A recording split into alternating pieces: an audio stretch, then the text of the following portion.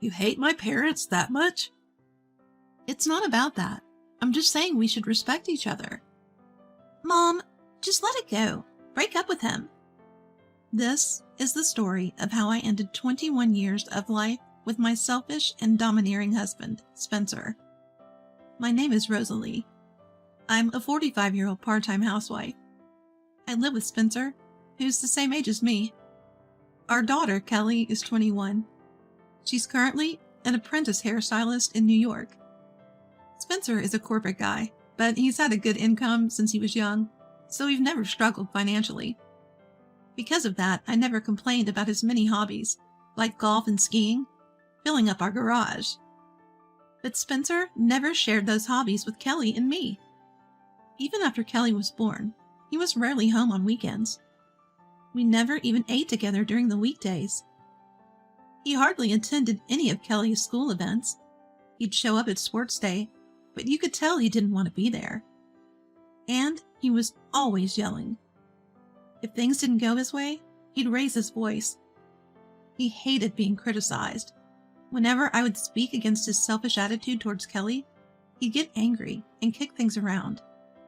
The anger in his eyes was genuinely frightening. I was always scared of that look. I thought about divorce many times, but I never had the courage. Plus, when he was in a good mood, he'd dote on Kelly, so I couldn't take away her only father. Looking back, I realized that I was probably just making excuses to justify my own laziness. Every summer and Christmas vacation, Spencer would enthusiastically take Kelly and me to visit his parents. His family runs their own business. Spencer, being the eldest son, didn't take it over. Instead, my brother-in-law and his wife run the business and live with my in-laws. Despite choosing the corporate path, Spencer seems to have a complex about my brother-in-law.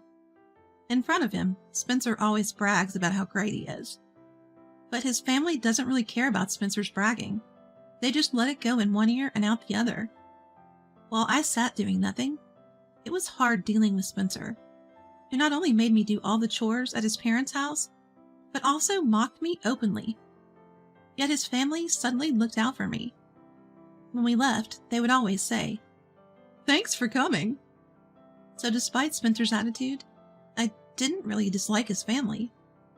In fact, I often wondered why Spencer was the way he was, given that his family was so great. My mom raised me on her own after my dad passed away when I was in the 8th grade. She was a part-time nurse's aide back then, but studied hard to become a registered nurse. She worked tirelessly to support me through vocational school. Thanks to her, I landed a job in caregiving. I deeply respect my mom for it.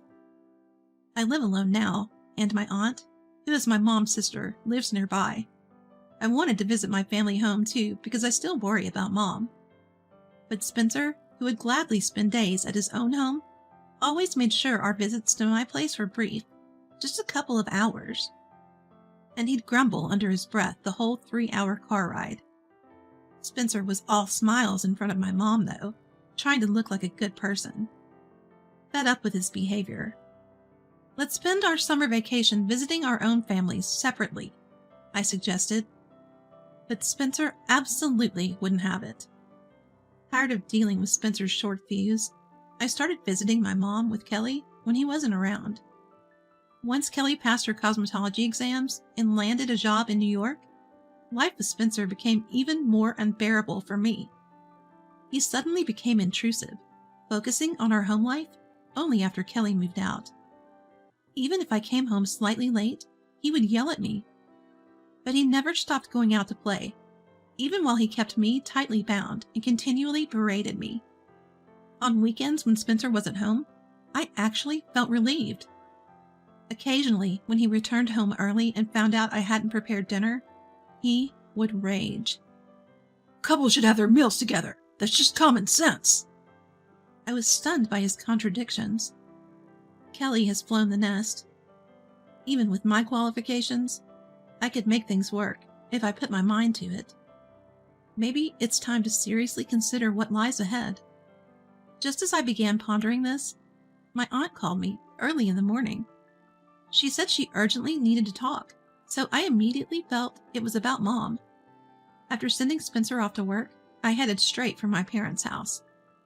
When I got there, both Mom and my aunt were present. Mom, who I hadn't seen in a while, looked a bit thinner. "What's going on?" Instead of Mom, my aunt spoke up. "Well, you see."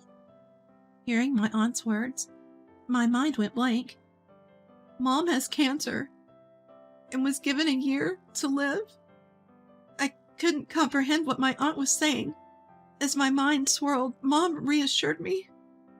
"Don't worry. I've seen many people recover from this illness in my line of work. The survival rate is high," she said cheerfully with a smile. "Oh, you," my concerned yet frustrated aunt said. "Amelia is exaggerating." Mom playfully slapped her on the back, laughing. I was speechless, seeing Mom trying to keep the mood light. Then Mom reassured me. "Don't worry. We're fully insured, you know." Her words were full of conviction. When I looked into my mom's eyes, memories flooded back of how she'd supported me bravely without a word of complaint. Even after Dad passed away, tears began to flow uncontrollably. "Hey, I'm not dead yet, you know." Mom tried to turn it into a joke, but I could see she was also holding back tears. My aunt was doing her best to keep it together, too. From that point on, my thoughts were consumed by Mom. I deeply regretted secretly meeting someone else behind Spencer's back. Is there anything I can do for Mom, who has worked so hard for me? Then, I remembered something Mom once said. "I'd love to spend time leisurely watching the ocean." That's it.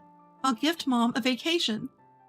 While she still has the energy, I'll make Mom's wish come true. Feeling determined, I first contacted our daughter Kelly and informed her about Mom's condition. I also told her I was considering a divorce, depending on Spencer's reaction.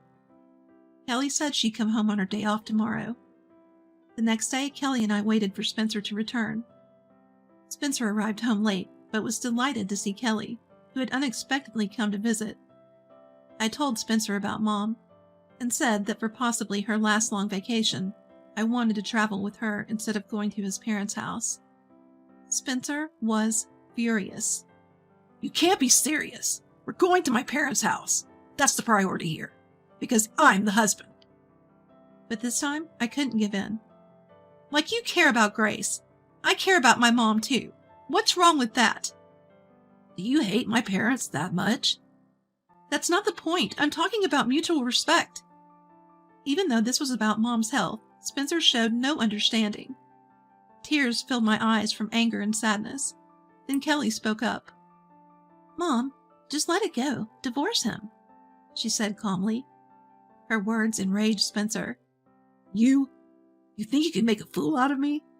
Who do you think puts food on the table?" he yelled. But Kelly was unshaken. Then, "Dad, do you realize what you're doing is bullying? You always put your fun first and never cared about Mom or me. When I hit my teens, suddenly you became all overprotective, shouting at me daily and calling me an ungrateful daughter who doesn't value her father. You don't care about Mom or me. You're just a kid who wants to be pampered," she stated. Kelly's words opened my eyes more than my own thoughts ever had. "See, this is what happens when you let a kid live alone. I don't care about your family. If you don't want to go to my parents' house, let's get a divorce." Spencer was trembling with rage. I looked into his eyes. My resolve hardened. "Fine, let's get divorced," I said, ignoring his shouts. I packed our bags, took Kelly with me, and left the house. After that, I went back to my parents' home and immediately started preparing for divorce, sending the divorce papers through a lawyer. Spencer had thought I would break down and apologize, but upon seeing the divorce papers, he signed them in a fit of anger, and just like that, our divorce was finalized. His family apologized many times, but Spencer's last words were, "You'll regret this."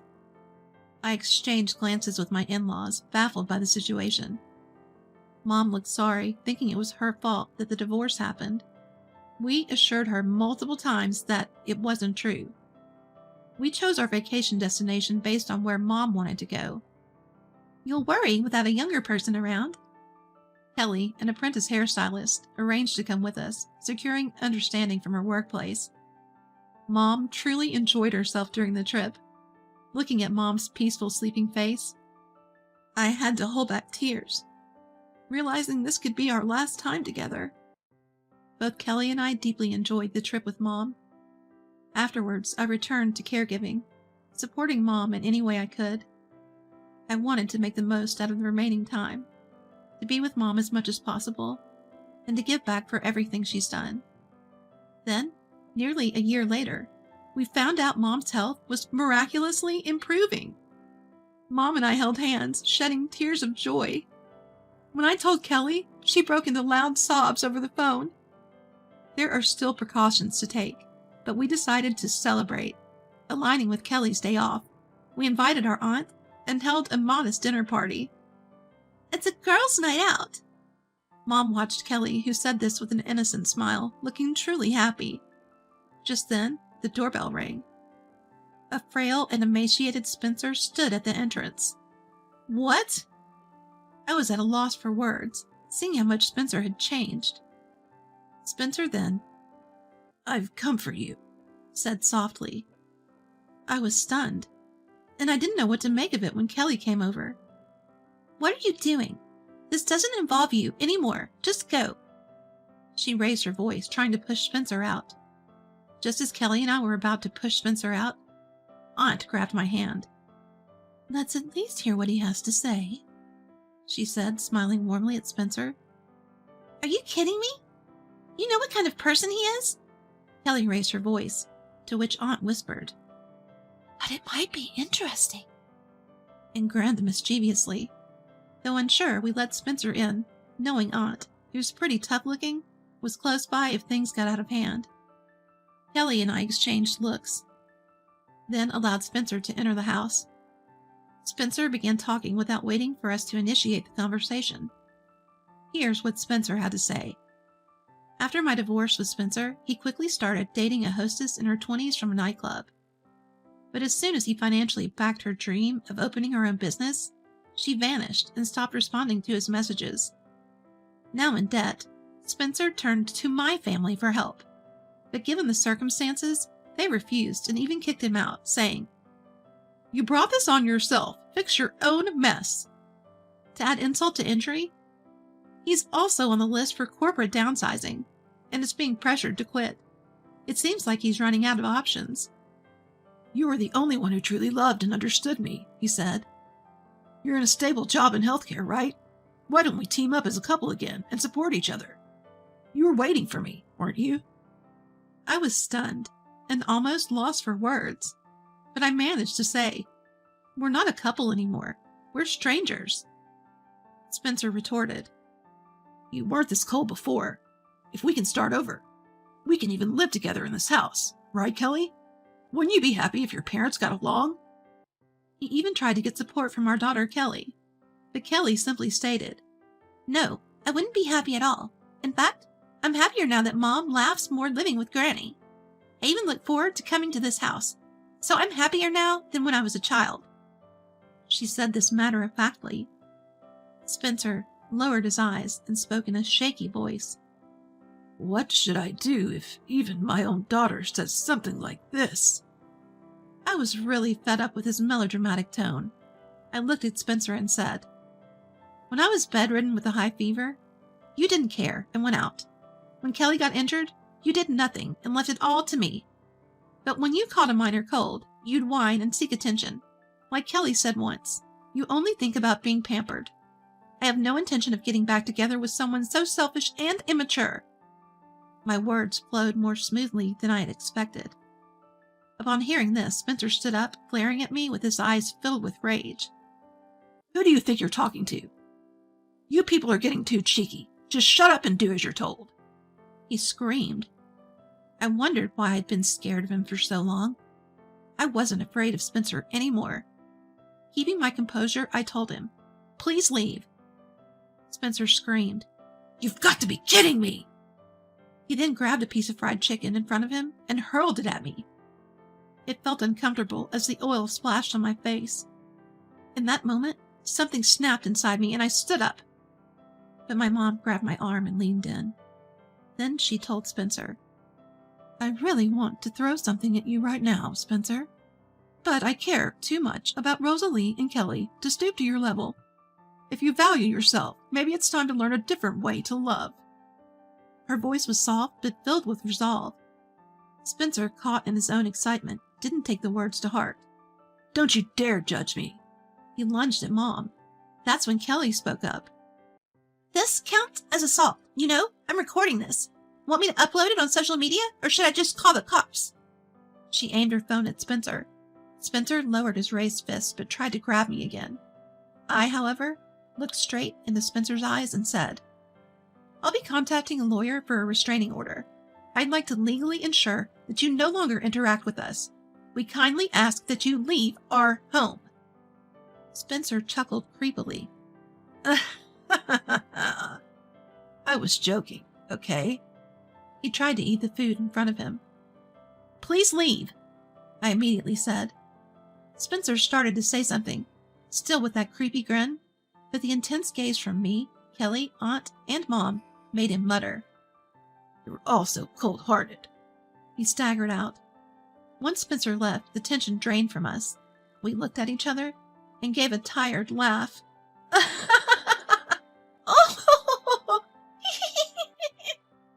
Aunt asked Kelly, "Did you really record that?"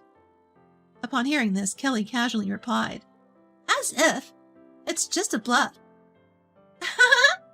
And she laughed. Although I was filled with joy at how strong Kelly had become, memories of the pain I had caused her filled my mind. "I'm sorry. I never wanted to put you through this," I said, tears of regret spilling over. "It's okay. I see it as a cautionary tale. I'm not a kid anymore, and I can choose who matters to me. But there was a time when it hurt, to feel like I was the reason you wouldn't divorce. I'd appreciate it if you could be a little more decisive moving forward." Kelly responded with tears in her eyes. Hearing Kelly's stern yet kind words, I felt the weight of the burden I'd placed on her and wanted to cry out. But with strong-willed Kelly and my mom, who fought through her severe illness right in front of me, I knew I had to be strong too. I may have called Spencer immature, but I realized I still have much growing up to do myself. Spencer tried calling me several times afterward, but I didn't respond at all. He even showed up at the house a few times, but I only told him through the door, "I'll call the police," and I never met him. After a few visits like that, just as I was discussing calling the police next time, I got a call from my in-laws. "We apologize for our foolish son. We don't want to cause you any trouble, especially not for our granddaughter Kelly, so we've decided to take responsibility as his parents." That was the gist of it. They called back Spencer, who I kicked out, to help with the family business and tried to re-educate him. But he couldn't stand working under his brother-in-law and ended up causing trouble, not only for the family, but also for their clients. The CEO of one of those clients couldn't stand it any longer and transferred Spencer to work at a subsidiary in the middle of nowhere. It was a strict environment with no entertainment around, and Spencer now seems to be working in what's basically isolation. For someone like Spencer who loves fun, this might be the ultimate penalty. Facing my mom's situation gave me the chance to confront myself. I learned to be strong without blaming others. While I do think Spencer got what he deserved, I can't help but be thankful for the strong, compassionate woman Kelly has become. Rather than harboring resentment, my greater wish now is for Spencer to gain emotional independence. I hope he's living his life somewhere I don't know about.